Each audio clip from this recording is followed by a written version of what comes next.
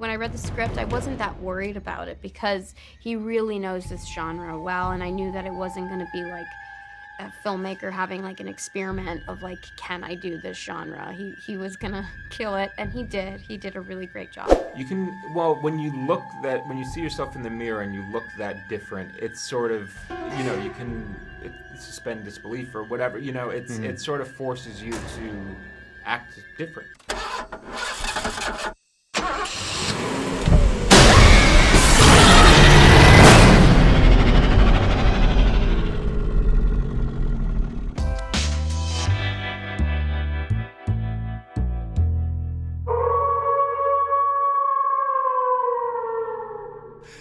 First of all, wow, this is what struck me about this is the relationship between the two characters. I always think that's really interesting in a horror film when you have that with a character.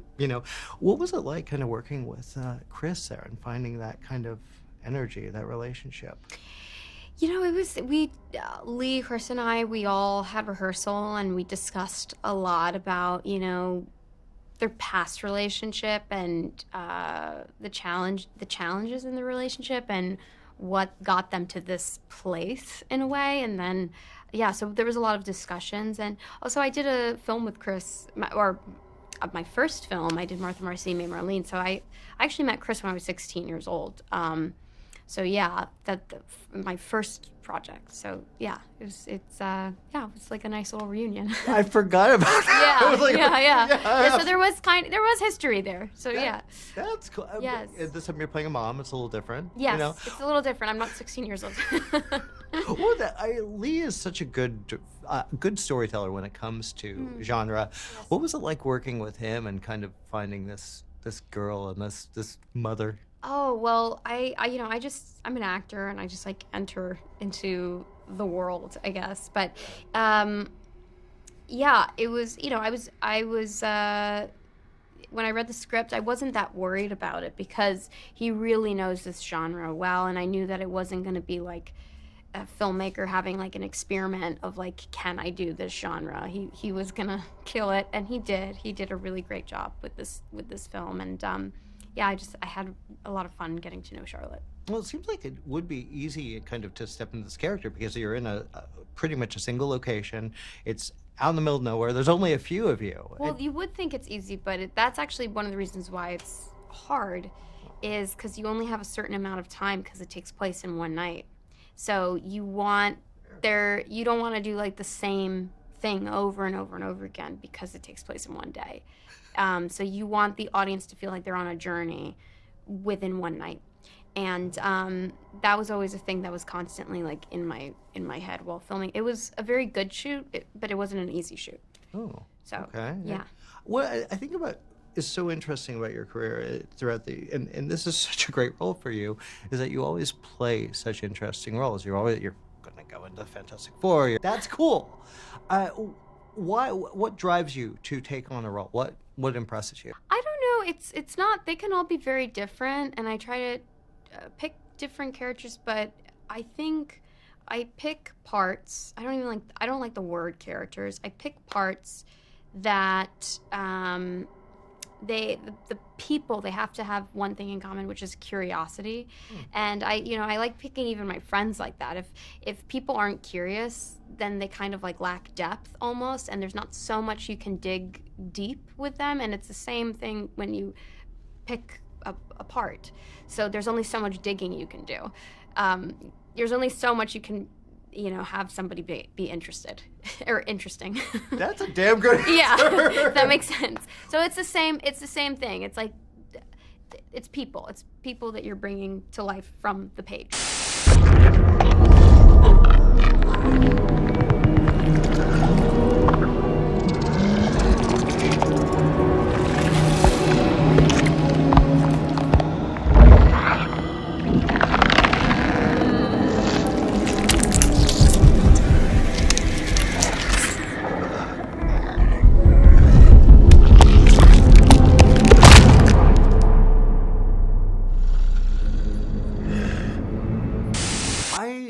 The idea that last night at the screening, Leigh was talking about you kind of in the makeup effects humming New Order.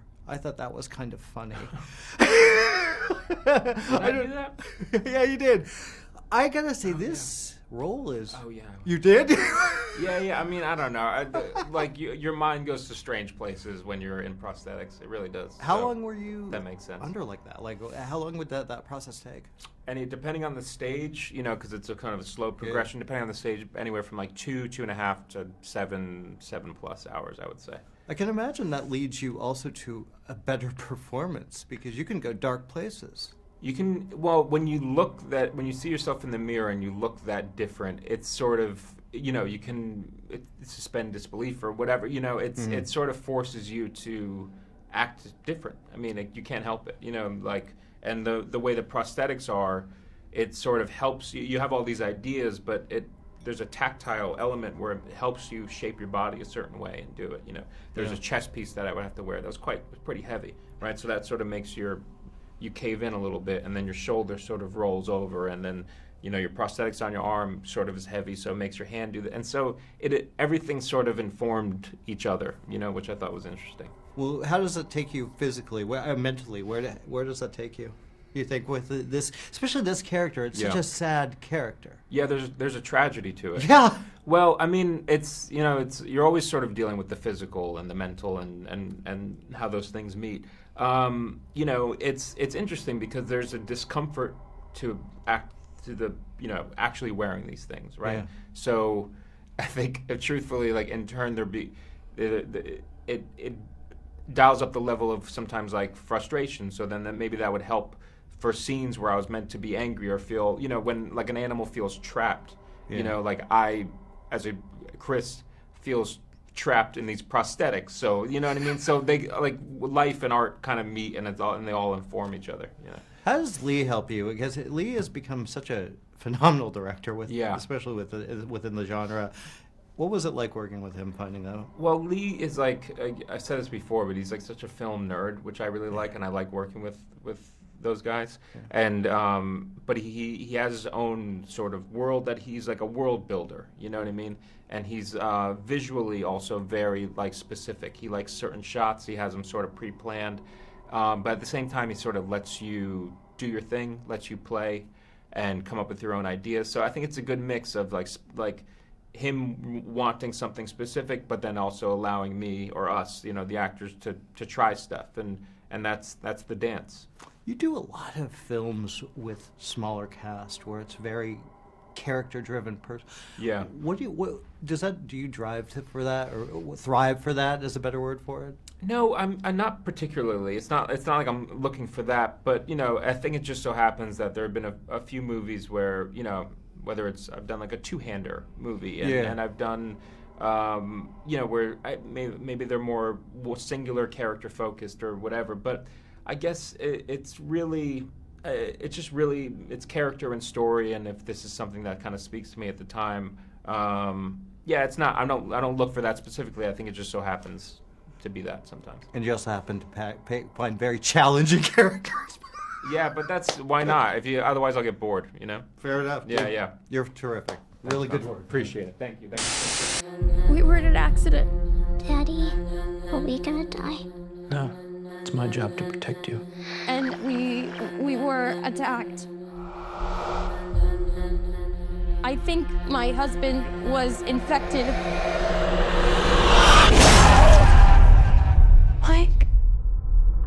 Blake. You went with such a, obviously with Invisible Man, you went with such a personal story. Wow, you got personal with this one. Yeah, more personal, I think, with this one, because You sure did. I felt with Invisible Man, I'm talking about gaslighting and domestic abuse, but it felt like very female-centric, and I felt like I was leaning on the point of view of women working on the film to help out. With this one, it was like ripped from my own life, parenting, disease, and I had people close to me who were suffering from certain things, and so there's a lot of personal stuff in there. Well, you said that last night at the Q&A, you were talking about, what is scary? What's really scary? And it's not a horror movie; it's real life. Yeah, That's for you. I guess for you is that helpful to kind of, okay, yes, all this shit's happening in real life. I can put this in this movie and deal with this guy, and he can deal with this. Yeah, absolutely. It's cathartic. I mean, you know that. That's one of the great things about horror films is the exorcism and the catharsis that happens, especially when the world is so unstable like it is. I think this is why monster movies are having a resurgence, because it's very difficult these days to point to the monster. One person's monster is another person's hero. In a monster movie, you can identify it, you can catch it, you can kill it or suppress it. There's a very cathartic thing that happens. So, you know, that's what I hope for this movie too, you know. Oh, I can tell you for sure. It may be for many people. Yeah. I mean, I've had, you know, to me, the basis of the Wolfman character is transformation and disease. You know, it's a disease at heart. So I did want to really illustrate the heart-wrenching nature of when you lose your faculties, when you cannot communicate with people that you know, or this person that you love doesn't recognize you anymore. You know, this stuff can be dramatized in a movie that's not a horror film. Oh yeah. Like if you see a film like Amour or something, like these are films that dramatize disease. With a horror movie, you're just adding that extra element to it. Well, you're also making it a little more palatable. Yeah, I hope so, for sure. Mm-hmm. And like you said, we don't know what is scary, that barometer. I still haven't got a bead on exactly what that is, but I know what's scary to me, so I try to put it on screen. This is such a small world. You've scaled back so much with this. I feel like I've never seen a werewolf like this. What was the inspiration to create the two worlds and go in there? I mean, well, first of all, the film was written during COVID. The first draft was written during 2020, so I was feeling very isolated. You know, my wife and I were in this house with young kids. It was so difficult to try to raise kids when you can't leave the house and there's all this craziness going on. And then I was also thinking about what's a unique way into the werewolf legend, and I was thinking the two people separated by an invisible wall, two people who could no longer communicate. I thought that was really interesting. That's a horror story. You know, if I can't talk to you anymore, you know, so I just kept leaning into that. Well, we got to wrap, but Thank you. Yeah, I gotta tell you about that. Well, good seeing you again. Good seeing you. It's funny. I kept thinking, wow, we're gonna see another Wolfman. What are we gonna see? I've not seen a movie like this. I know. That's Isn't that great? Yeah. Okay. Yeah.